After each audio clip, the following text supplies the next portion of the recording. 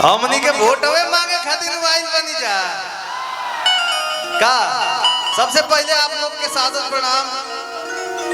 इस राष्ट्रीय जनता दल के मंच पे, इतना भव्य मंच पे जितना भी लोग अभिभावक गार्जियन लोग बैठल बा, सादर प्रणाम सबके। आज हमनी खातिर तो सौभाग्य के बात बा कि छपरा सदर में आप सबके बीच में आईनी जा आरजेडी के ईमानदार कर्मठ जुझारू प्रत्याशी अपना बड़ भैया केसारी लाल यादव जी के समर्थन में आप सबसे हमने के वोट मांगे आए बनी जा।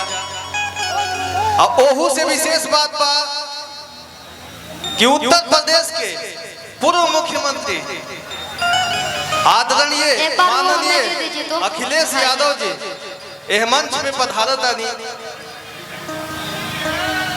तो हमनी के तरफ से सबके स्वागत बा, अभिनंदन बा, वंदन बा। एक डायरेक्ट एगो बात कहे के बा।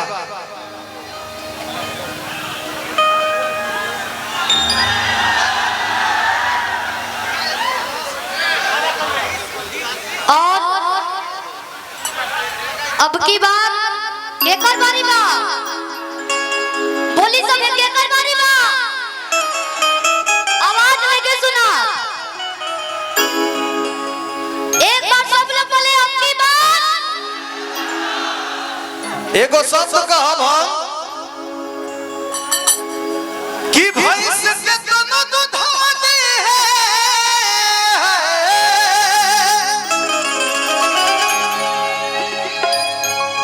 कि भैंस के दोनों दूधवा दे है, बाकी गैया ना होई है,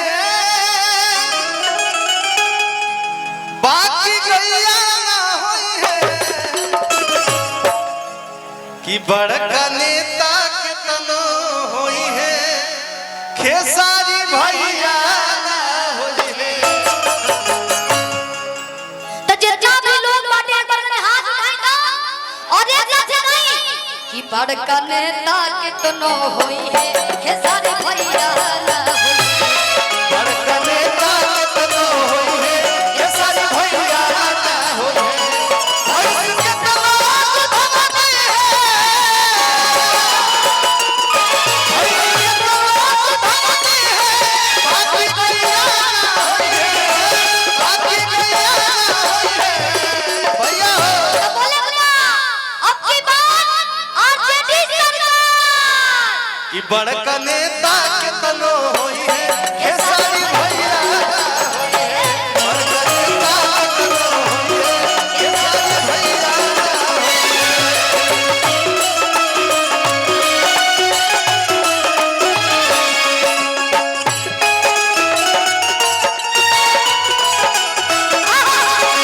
क्या बात है, क्या बात है। चारों ओर चले जाइए।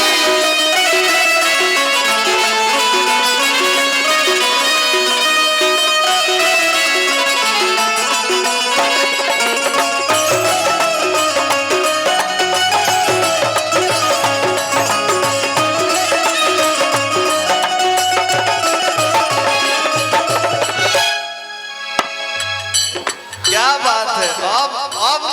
अब मजा आई। एगो हमरो रुकिए चाहिए।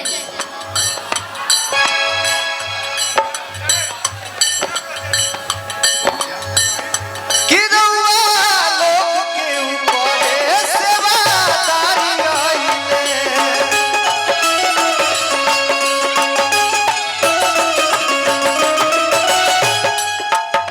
एक बार सब लोग हाथ उठाए दो। शिल्पी एक सेकंड आ जाइए आप इधर। सब लोग हाथ उठाए तो सेल्फी लेबे के।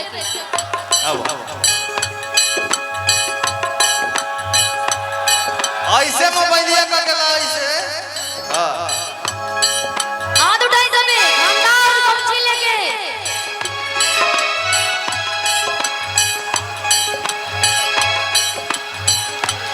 देखी भैया आराम से भैया, आराम से। एकदम आराम से रहिए आप सब। भैया थोड़ा सा 6 तारीख के जब बूथ बजाए के बाद तो दबा के लालटेन को वोट देवे। अब की बार आरजेडी बुलाए के नहीं गिरे वो सब देखिए की राउत की हाल चाल जाने दुआरी आइले सेवा कर खाती छोड़ी कलाकारी आइले। चाची है चाची लोग बाटे। वाह राजा भैया।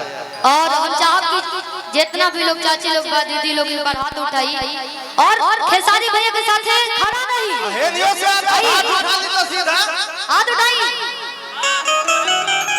आहा जय हो। कि केहू के तना दुलाई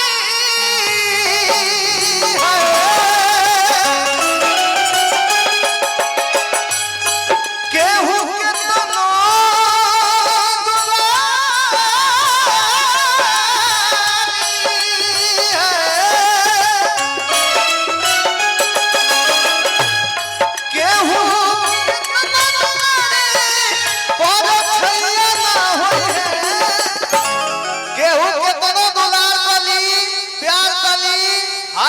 भैया प्रणाम करत जल्दी बाकी परछाई बने खातिर नेता ना बेटा के जरूरत पड़ेला और वो बेटा के बा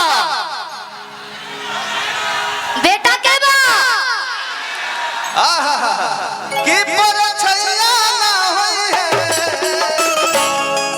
बड़का नेता के तनो होई है खेसारी भैया होई